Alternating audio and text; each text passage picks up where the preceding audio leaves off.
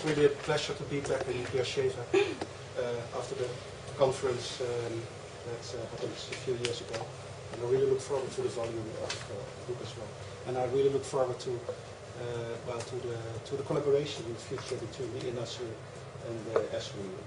And it's really very nice that we've started with the European Society for the Study of Western Esotericism in 2005. And it's really nice to see that there are networks and regional groups emerging that are studying these fields in specific settings, like in Scandinavia and now in Israel. So that's wonderful. So I look forward to a lot of collaboration in the future. So it's great to be here. I have written down my lecture, so I hope you won't mind if I start reading. I'll try not to make it too boring. Okay. Okay, the Archetype of Eranos, Carl Gustav Jung and Western Esotericism. Around 1930, a wealthy woman of Dutch descent, Olga Veuber-Kaptein, whom you see here on the left, began organizing summer conferences in her beautiful villa in Ascona on the shore of the Lago Maggiore in Switzerland. Originally influenced by modern theosophy and other forms of contemporary esotericism, these gatherings quickly evolved towards an academic format, and they became known as the Eranos meetings from 1933 on.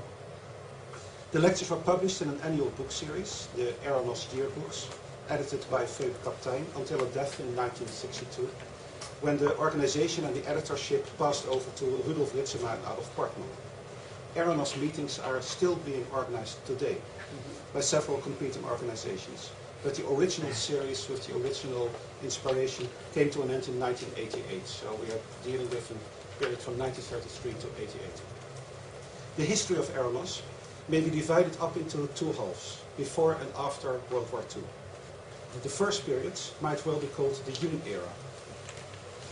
Without any doubt, the Swiss psychologist was a dominant figure next to a range of other important thinkers, including, as you see here, the Indologist Heinrich Zimmer, theologian Friedrich Heider, historian of religion Jacob Wilhelm Hauer, the philosopher Martin Buber, the Islamicist Louis Massignon, and scholars of mythology such as Walter Otto and Karl Kerényi. As a new development, the second post-war period began by a broadening of scope with the invitation of natural scientists, such as the biologist Adolf Portman and the physicist Erwin Schrödinger, but the heyday came in the 1950s and 1960s, when Eranos attracted a truly remarkable series of scholars of religion from all over the world, many of whom became celebrities.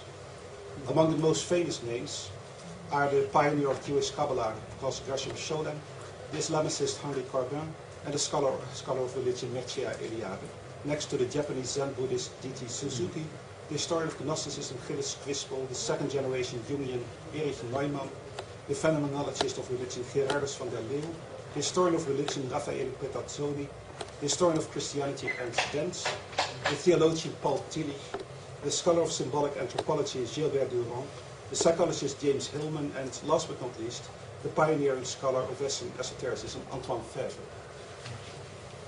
Formulated in most general terms, a willingness to take myth and symbolism seriously and explore their relevance to history and modern culture is what the Eranos meetings were all about. That was from the very beginning until the end of Eranos. However, to understand what was at stake at Eranos and how its discussions are related to the study of Western esotericism, these basic concepts of myth and symbolism should not be considered in isolation or understood according to narrow scholarly definitions. In practice, the concepts of myth and symbolism were understood as intimately connected with a whole range of other terms that shared one thing in common: the fact that they had ended up in the wastebasket category of exclusion, against which the Enlightenment had been defining its own identity as rational and scientific.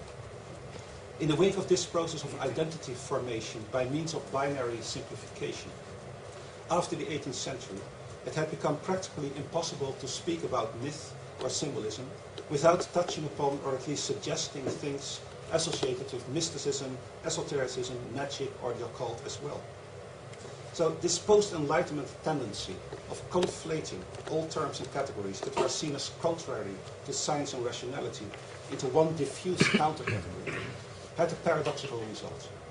It made the domain very hard to pin down because no single term seemed to cover the whole, but it nevertheless produced a clear sense of coherence and direction as well.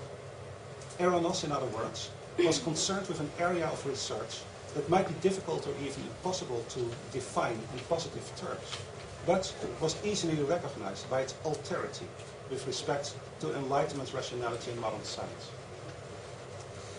The core speakers of Eranos appear to have been animated by feelings of urgency and grave intellectual responsibility, occasionally leading even to a sense of messianic vocation to resolve the crisis of the modern world. But what was the nature of that crisis, and what was the danger that they were perceiving? Basic to the characteristic Eranos perspective, I would suggest, was a conviction that the representatives of Enlightenment and positivism had committed a serious error of judgment in assuming that just by dumping myth, magic and irrational into the wastebasket of history, one could make them go away.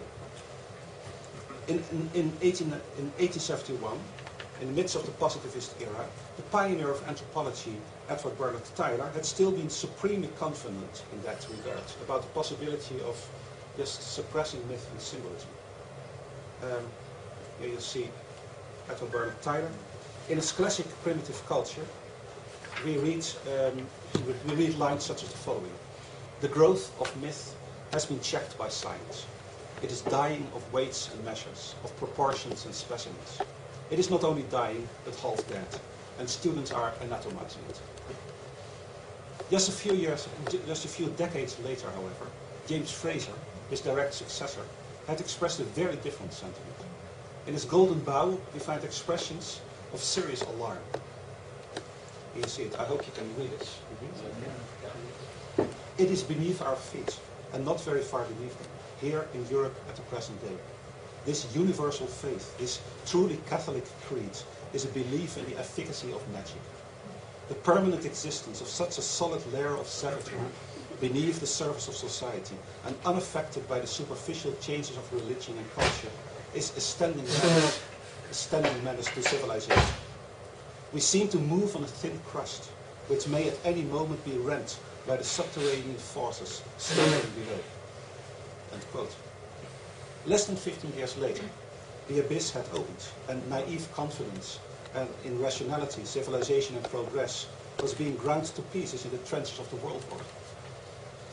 These traumatic events and their worrying implications with respect to the European dream of civilization, modernization and progress had a deep impact on intellectuals across the entire political spectrum. Arguing from the perspective of a psychologist, Carl Gustav Jung, foundational figure of Eranos, concluded that the suppressed other of Western rationality was never going to vanish and disappear. It's never going to vanish and disappear, as Tyler had thought, because its ultimate source was the human unconscious itself, and we will come back to that. On the collective as well as on the individual level, according to Jung, the primitive or savage energies of the unconscious psyche could be kept under the surface for some time, but their pent-up energy might erupt and wreak havoc at any moment. Some of Jung's conservative and anti-modernist contemporaries, such as Ludwig Klages, Alfred Schuler, or Stefan Georg, you see him on the right here, in fact embraced such a prospect with enthusiasm, because they hated instrumental rationality and bourgeois society, and they hoped for its violent destruction. On the other side of the political spectrum, Marxist critics like Max Horkheimer and Theodor Adorno, see him on the left appropriately, associated myth and the irrational with dangerous regression and barbarism, but finally reached the worrying conclusion that it could not be destroyed because it was part of the dialectics of enlightenment itself. Somewhere between these poles, many thinkers saw myth as a deeply ambivalent phenomenon. In the great novels of Thomas Mann, here in the middle, for example, myth and the irrational are recognized as the very sources of life and creativity, which, however, manifest themselves as demonic forces of death and destruction if they are embraced at the expense of humanity. In spite of their considerable differences, all these interbellum intellectuals in the German-speaking world and many others thinking along similar lines, had recognized something that the Enlightenment had apparently overlooked, ignored, or underestimated. That neither the individual nor the collective was capable of living by reason alone. Tyler had been mistaken, and Fraser's fears had been proven correct. If this was true, then what roles should be accorded to myth, symbolism, and the non-rational, always understood in an inclusive sense? What role should be accorded to them in modern culture and society? Now, at bottom, this is the question that animated the Eranos meetings. And it is also what accounts for their remarkable coherence over more than half a century. The answers that were given in Eranos varied greatly, ranging from an emphasis on the need for achieving some kind of integration between the unconscious and conscious layers of the individual and collective psyches, as in Jung, to radical declarations of war against the modern world, as in Henri Cormen, about whom I will be speaking in Jerusalem tomorrow. An enormous amount of critical and less than critical literature has been devoted to the central figures of Eranos, and they have been at the center of scholarly controversies of a particularly emotional kind. In this lecture, and the one that I will be giving tomorrow, I will have to limit my discussion strictly to the question of how Eranos should be situated vis-à-vis Western esotericism, and to the influence of its specific perspective on how that field of research has come to be conceptualized and understood after World War II. Now, Carl Gustav Jung dominated the Eranos approach during the first phase of its existence.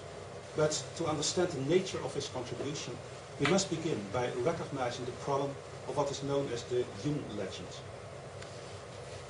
Generations of Jungians have cultivated an idealized and even sanctified image of the Swiss psychologist, paradoxically combining on the one hand an emphasis on his claim to being a strict empirical scientist, and on the other an emphasis on the mysterious and romantic image of Jung as a kind of modern shaman or initiated into humanist mysteries. This latter dimension was based essentially on the famous volume Memories, Dreams, Reflections, 1962, which was marketed as Jung's autobiography during the 60s, but is in fact a heavily manipulated product of his secretary, Hanegraaff. Furthermore, what has become known as Jungian psychology after the war is often far removed from what Jung himself had in mind, resulting in all kinds of anachronistic distortions, when the ideas of contemporary Jungians, including New Age interpretations, with little resemblance to the original, are projected back onto the person who supposedly invented it. At the same time, our view of the historical Jung has been heavily compromised by non- and anti-Jungian ideologies as well. Even today, Jung is usually seen primarily from the perspective of his relation to Sigmund Freud. And the dominant Freud legend has pictured him as the renegade student who abandoned psychoanalysis for a speculative worldview more akin to mysticism than to science. In fact, however, Jung was indebted at least as much, and probably more, to the tradition of William James, Frederick Myers, and his Swiss compatriot Theodore Fournois, who you see there at the bottom. The almost general neglect of this lineage in favor of a Freudocentric one has resulted, as Sonu Shambasani puts it, in nothing less than the complete mislocation of Jung and complex psychology in the intellectual history of the 20th century.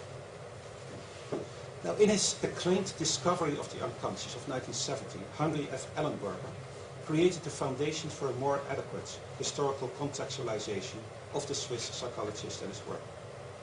Ellenberger showed that Jung must be seen as, quote, a late offshoot of Romanticism, who, quote, returns to the unaltered sources of psychiatric Romanticism and philosophy of nature. Even more specifically, I would argue, Jung was a direct 20th century descendant of a specifically German Romantic form of mesmerism.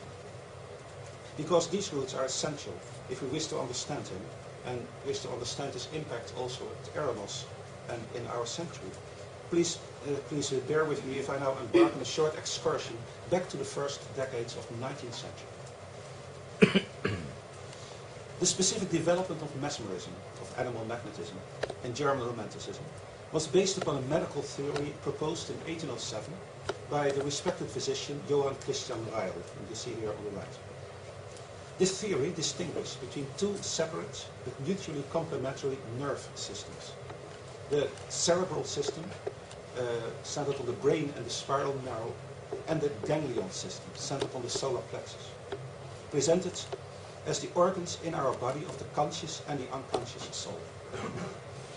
This basic concept was quickly adopted by a whole series of major authors who agreed that through the ganglion system one had access, in the words of Gottlieb Heinrich von Schubert, to the mysterious night side of nature. This term night side of nature was coined by Schubert and became very influential.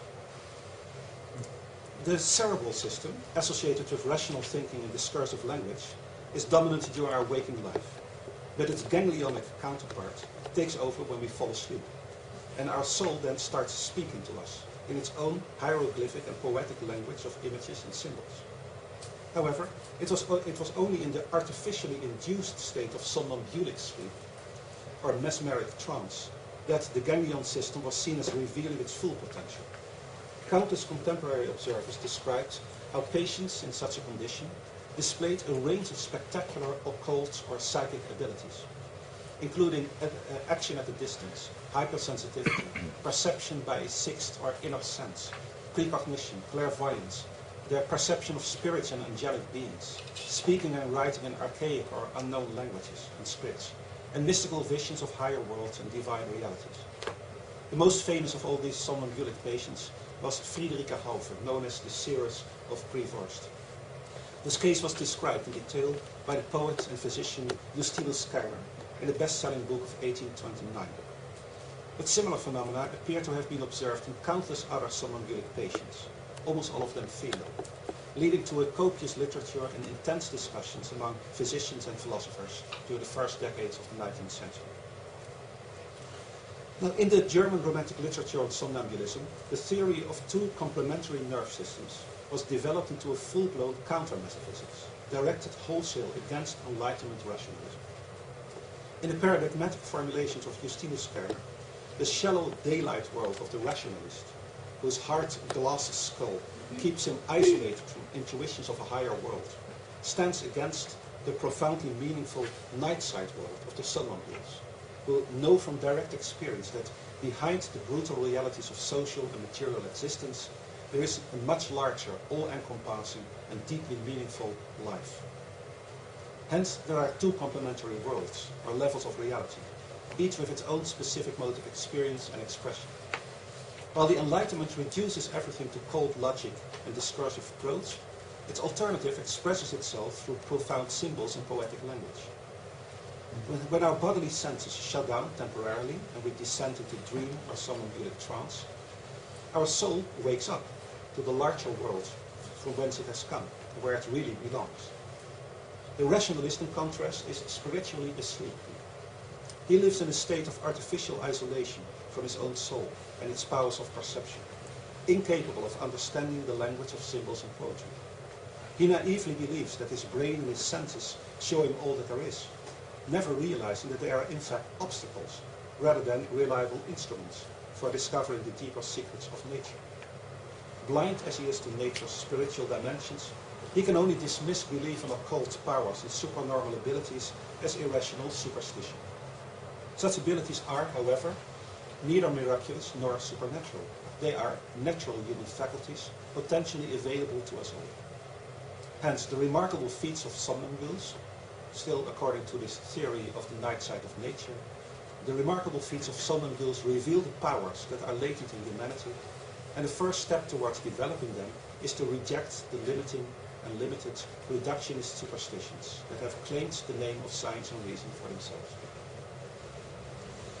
By presenting daylight rationality as a limited instrument, powerless to grasp the deeper night-side truths accessible to the soul, or explain the empirical facts of consciousness revealed in somnambulic trance, the Romantic mesmerists had discovered a line of argumentation that stood all the principles of Enlightenment philosophy and science on their head. 1 century later, the essence of this argument would be formulated in all simplicity by the person whom I see as the most influential monarch successor of this German Romantic mesmerist vision, Gustav Jung.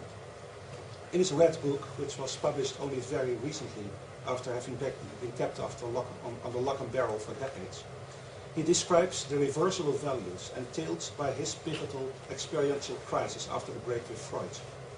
I quote, "My soul cannot be the object of my judgment and knowledge," he wrote. "Rather, my judgment and knowledge are objects of my soul."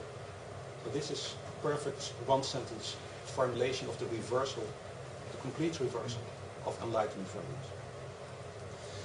For anybody who can recognize the references and takes the trouble of going back to the German original, the romantic mesmeric foundation is immediately evident from the opening chapter of the pivotal work that marks the beginning of Jung's mature oeuvre, Wandlungen und Symbole der Libido, 1912. Titled On the Two Ways of Thinking, it is based entirely on the distinction of daytime and nighttime consciousness, pioneered by Schubert, Herder, and his contemporaries. Significantly, the second type is not described as something different from thinking, but as a different kind of thinking. Jung writes that the dreamlike and associative type was more prominent in antiquity and resulted in mythology instead of science. The same type of thinking is known to all of us from childhood, he explains, and is equally typical of the lower races, like the Negroes, an example of the racial prejudice that he shared with so many of his contemporaries and was conveniently deleted from the English translation. You really have to read the German. From here, Jung proceeds to draw the famous parallel between ontogenesis and philogenesis. The psychological development from earliest childhood to maturity is seen as a repetition of the development of human consciousness as a whole, from archaic to logical thinking. The conclusion is that our dreams are therefore an avenue towards better understanding of humanity's remote cultural past. Jung's use of this theory is usually explained with reference to Ernst Haeckel, but in fact, the same parallel between the development of humanity and that of the human individual, clearly modeled on Lessing's education of the human race, was already a natural one in early German romantic mesmerism. It found prominently in authors like Joseph Ennemoser, whose work were present in Jung's library and to whom I will return. The idea that myth is a reflection of the archaic childhood of the human race was a commonplace, and it was therefore easy for Jung to adopt his colleague Herbert Silber's conclusion that, I quote, "Myth is the dream of the people. The dream is the myth of the individual." Hence, the basic logic underlying Jung's pivotal Wandlungen und Symbole der Libido is essentially quite simple. If the interpretation of dreams is the key to psychological healing on the level of the individual, then the interpretation of myth is the key to such healing on the level of the collective. If a healthy development implies that unconscious material be taken seriously and integrated, then it is vitally important for the peoples of modern Europe to take the contents of their own collective phylogenetic unconscious seriously, so as to integrate rather than repress them. Both on the individual and the collective level, failure to do so results in violent pathology. One sees how naturally the concept of archetypes and the collective unconscious result from this logic.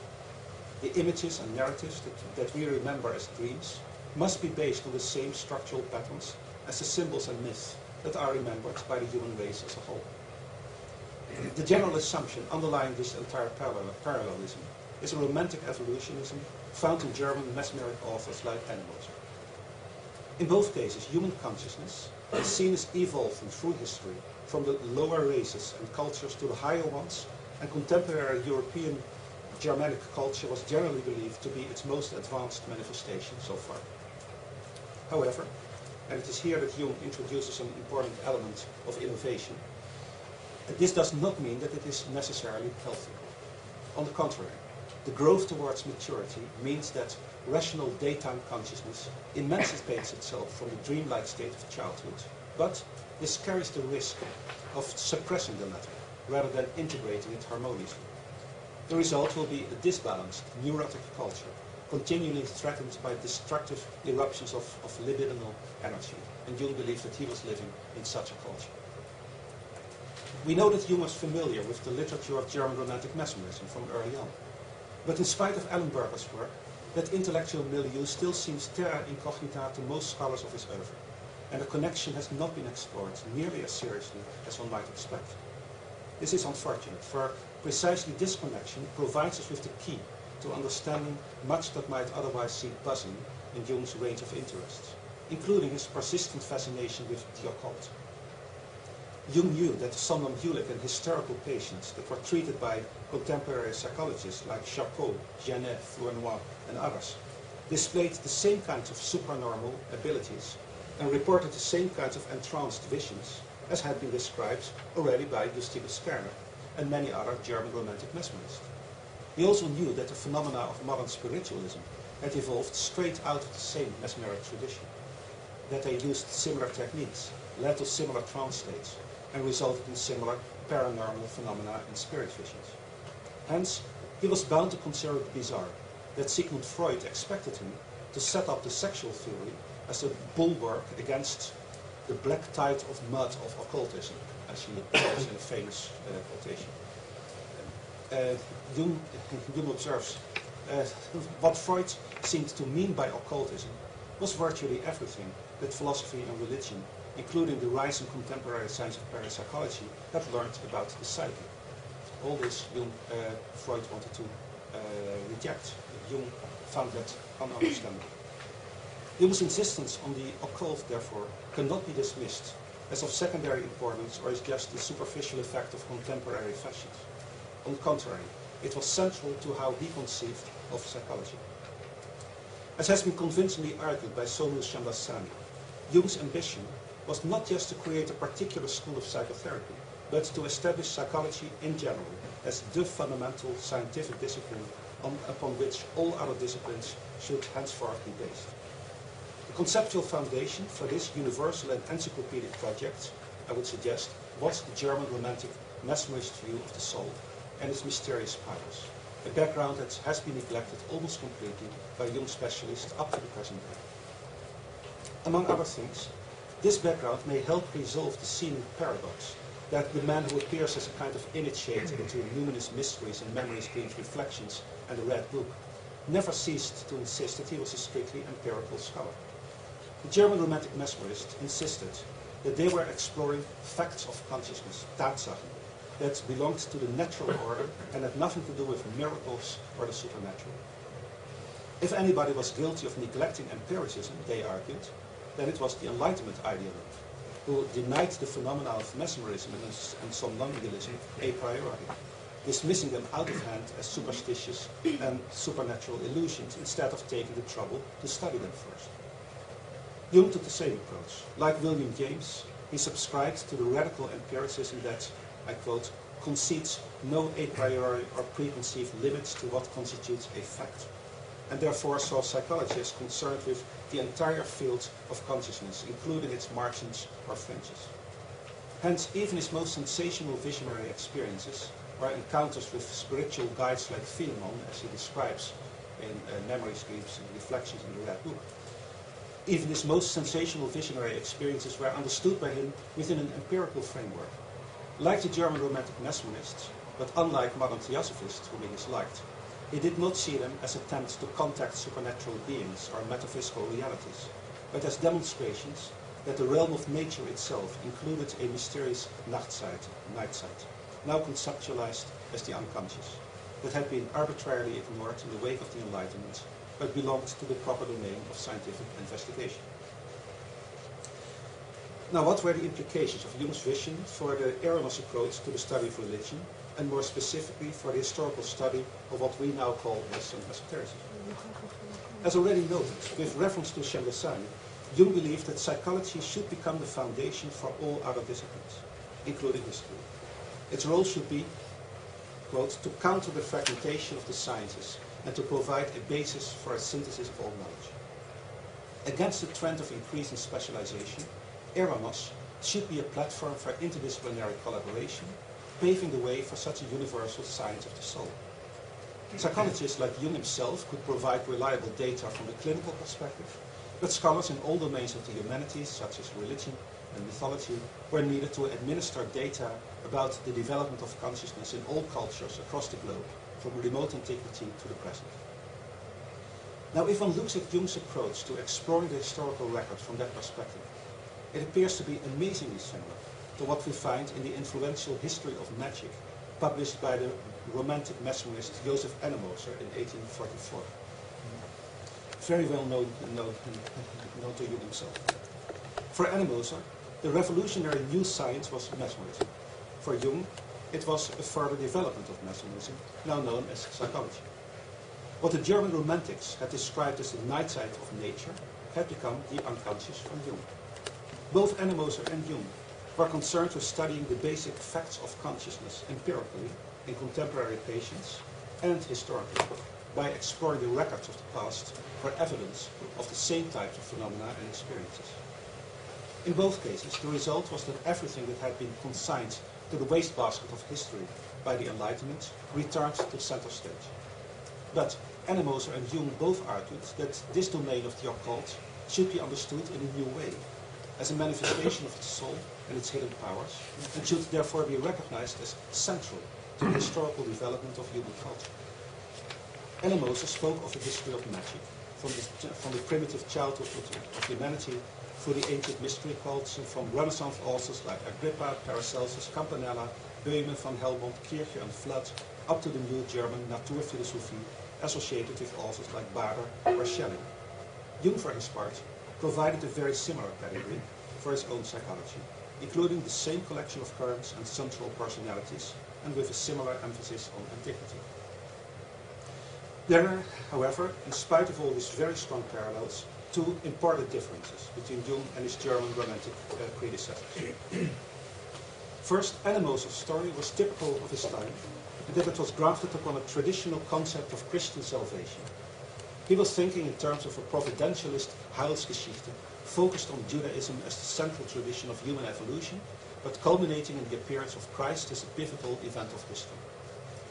Jung's story, in contrast, was based upon the concept of an inherent tension between the deeper pagan strata of consciousness, derived from the earliest pre-Christian periods, and the later sediments added onto it by the emergence of Jewish and Christian thought. To a very large extent, in other words, the psychological predicament of modern man could be understood as the struggle of his Christian consciousness with his pagan unconscious. For Jews, by the way, this worked a little bit differently, and hence they were not believed by him to be subject to the same psychological dangers as Christians were. This is an interesting aspect of the whole discussion. This idea of associating the night side of nature with paganism and daytime consciousness with Christianity had not occurred to German Romantic mesmerists. By making such a link, perhaps under the influence of Nietzsche, Jung introduced the basic theme of a struggle between paganism and biblical Christianity. Second, Hanegraaff's story had left a very large historical gap between antiquity and the Renaissance.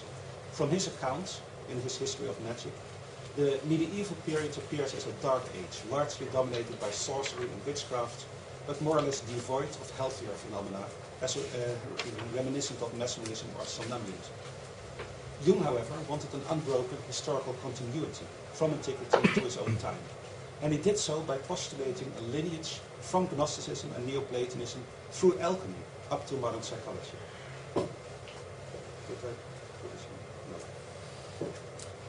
I'm quoting from Jung. As far as I could see, the tradition that might have connected Gnosis with the present seemed to have been severed, and for a long time it proved impossible to find any bridge that led from Gnosticism or Neoplatonism to the contemporary world. But when I began to understand alchemy, I realized that it represented the historical link with Gnosticism, and that a continuity therefore existed between past and present. Grounded in the natural philosophy of the Middle Ages, alchemy formed the bridge, on the one hand into the past, to Gnosticism, and on the other into the future, to the modern psychology of the unconscious. Jung came to understand Gnosticism in terms of his theory of individuation. The goal of the Gnostic was that of finding his true self, symbolized by the image of an interior sun or star. It is significant that this imagery has in fact no parallel in the ancient Gnostic sources, but it is typical of German Romantic mesmerism and its frequent references to the Herzgrube, the heart cavity, as the seat of the Paracelsian Archeus or life spirit, corresponding with the sun as the heart of the universe according to Swedenborg's system.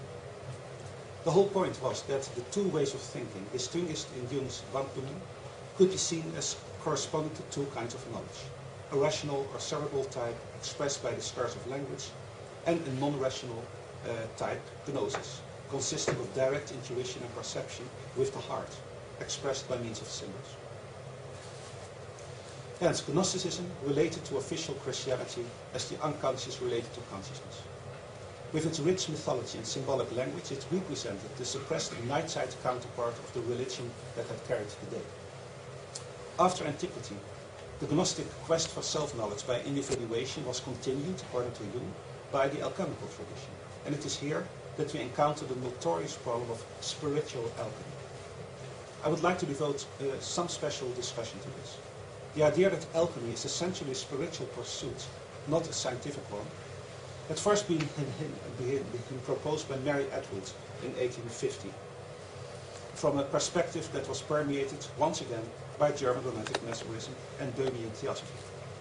A similar thesis was presented by Ethan Allen Hitchcock just a few years later, and it was also adopted by traditionalists like René Guénon and Julius Evola in the early 20th century.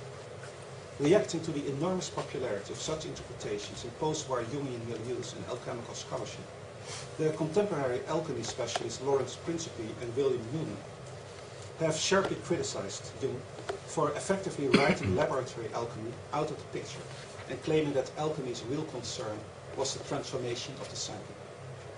This has led to emotional debates very recently with defenders of Jung, in which both sides, unfortunately, tend to underestimate the differences between Jung's original statements and what we find in translations and interpretations by later followers. I'd like to illustrate this point at a specific example. Principe and Newman quote from the English translation by Stanley Dell, published in 1940, of an article originally published in the Eranos yearbooks. You see it here. The quotation goes as follows. We are called upon to deal not with chemical experimentations as such, but with something resembling psychic processes expressed in pseudo-chemical language. Now, this might look like the proverbial smoking gun that proves Jung's adherence to spiritual alchemy. But another alchemy specialist, Herwart Tilton, has dismissed it as a misrepresentation of the original. He refers the reader to the parallel passage in Jung's chapter on the psychic nature of alchemy in his book Psychologie und Alchemie, originally 1944, which actually reads as follows. Can you still read this? I hope you can. So I quote, in the alchemical work, it says, we are dealing, for the greatest part, not only with chemical experiments, but also with something resembling psychic processes expressed in pseudo-chemical language. Unfortunately, neither Tilton nor Principe and Newman seem to have looked at the original Eranos lecture, given in 1936 and published in 1937, which undermines both their positions. It begins with a statement that is remarkably negative about the purely spiritual understanding of alchemical symbolism in the wake of Jacob Boehme. I quote from Jung. Gradually, during the course of the 18th century, alchemy fell victim to its own obscurity. The inner decay of alchemy began more than a century earlier, already in the time of Jacob Boehme, when many alchemists left their retorts and crucibles and devoted themselves exclusively to the Hermetic philosophy. At that time, the chemist separated himself from the Hermeticist. Chemistry became natural science, but Hermeticism lost the empirical ground under its feet and lost its way in allegories and speculations that were as bombastic as they were empty of content, and merely lived off the memories of a better time. This better time, however, was when the spirit of the alchemist still truly struggled with the problems of matter, when the investigating mind was facing the realm of the unknown and believed to perceive forms and laws in it. Now, I think this is an amazing quotation. It says that Jung calls purely spiritual alchemy a degenerate phenomenon. Further on in the article, we find the original version of the contested sentence. It says, the decisive thing is, however, that we are dealing not at all, gar nicht, or at least for the greatest part not, wenigstens zum größten Teil nicht, with chemical experiments, but probably, vermutlich, with something like psychic processes expressed in pseudo-chemical language. Now, of course, these differences are significant. In revising the Eranos lecture for his Psychologie und Alchemie, Jung removed the radical not at all, which conflicted with the quotation that I just gave, but also the cautious probably. As for the passage criticized by Newman and Principe, it was never there at all. but represents a mistranslation by Stanley Bell. Hence, we are dealing with a classic example of a scholarly ghost. This is why I'm always telling my students in Amsterdam to go back to the sources, never trust any translation, go back to the sources. Jung's American audience was led astray by the defective English version, and since most of his followers were reading him with little or no interest in the history of science anyway, they came away with the absurd idea, which Jung never seems to have held, that alchemy as an historical phenomenon was essentially unconcerned with laboratory processes. It would seem then that Principi's and Newman's criticism is applicable to the drift of popular Jungian misinterpretations of alchemy rather than to Jung's own work. And the spiritual alchemy highlighted by Tilton was in fact dismissed by the Swiss psychologist as bombastic and empty of content, as we just saw. All these are effects of what Shandasani calls the fictionalization of Jung by later generations. Now, the real problem with Jung's perspective lies not in its attempt to interpret alchemical or Gnostic symbolism as a reflection of unconscious processes, but in its adoption as a methodology by historians. It is in the nature of psychology to look for general patterns in the functioning of the mind, and therefore a psychology that claims to be applicable to the collective psyche and its development through history will try to reduce specific events to underlying dynamics of a more general and universal kind. The essence of the historical approach, in contrast, consists in moving away from such theoretical generalizations and insisting on what can be empirically ascertained on the basis of primary sources. The specificity of unique events as they have occurred in the external world in all their detail and contextual complexity. This in itself makes Jungian psychology into an antithesis to the historical approach. What has not been sufficiently noted, however, is that the most direct models for Jung's approach to history are to be found, once again, in the literature from German Romantic mesmerism. Thus, in a classic text by Jung on the meaning of psychology for modern man, 1934, very often quoted, one reads passages that almost seem to be copied directly from mesmerist historians like Animosa or Passavant. Here you have it. When we look at the history of humanity, Jung writes, we see only what happens on the outermost surface of events, and even that distorted by the turbid mirror of tradition. But what has really been happening eludes the inquiring gaze of the historian, for the true historical event lies deeply hidden, experienced by all and observed by none. Wars, dynasties, social upheavals, conquests and religions are but the most superficial symptoms of a secret basic attitude, Grundhaltung, of the soul, of the individual, unknown to himself and hence transmitted by no historian. The founders of religions are perhaps still most instructive. The great events of world history are, at bottom, profoundly unimportant. Unlike second-generation Eranos scholars, such as Eliade and Corbin, about whom I will be speaking tomorrow, Jung does not seem to have felt a strong emotional resistance against history. Rather, he believed in a general evolution of human consciousness from childhood to maturity, like the Romantics, but he simply accorded so little importance to critical historiography as an autonomous discipline that it never seems to have occurred to him to see it as a threat. The work of the historian was evidently subordinate to that of the psychologist, because specific external events were dependent by definition on more universal and fundamental internal dynamics. And in the end, only the latter were truly important to Jung. Of course, such a perspective condemns the specialized historian to the subservient role of providing the psychologist with data suitable for illustrating the dynamics of the unconscious. The result, as has been humorously formulated by Arthur McCalla, is a paint-by-numbers history of religion, in which psychologists provide the picture with its color code and invite historians to sit quietly and color it in. This historiography might in fact be the more fundamental science of the two, since it can demonstrate how particular psychologies became dominant through historically contingent events, is inconceivable in a Jungian paradigm. Jung's impact did not remain limited to alchemy alone. Academic study of the so-called occult sciences had seemed all but dead by the end of the 19th century, but Jung's psychology seemed capable of making the wasteland revive, by causing magic and astrology to appear in a new light as well. In this regard, his theory of synchronicity played a central role. Presented explicitly as an alternative to instrumental causality, It questioned the most fundamental assumptions of post-Cartesian philosophy and Newtonian physics, replacing them with a psychological reformulation of analogy and correspondences. The very thing that positivist anthropology, like Edward Bernard Tyler, had rejected as the epitome of magical superstition. Obviously, this amounted to a systematic assault on the entire fabric of 19th century positivism and illustrates Jung's ambition of setting up psychology as the master science relevant not just to the humanities, but perhaps even to physics. At the same time, the theory of synchronicity sought to rehabilitate the magia naturalis, natural magic of the Renaissance, by interpreting it in modern psychological terms and harmonizing it with quantum mechanics as a more advanced alternative to post-Newtonian science. In short, we find yet another amazing reversal of Enlightenment thinking. Avant-garde physics and depth psychology had joined forces, according to Jung, to unmask positivism as superstition and announce the return of magic as science. Again, the success of this argument was remarkable.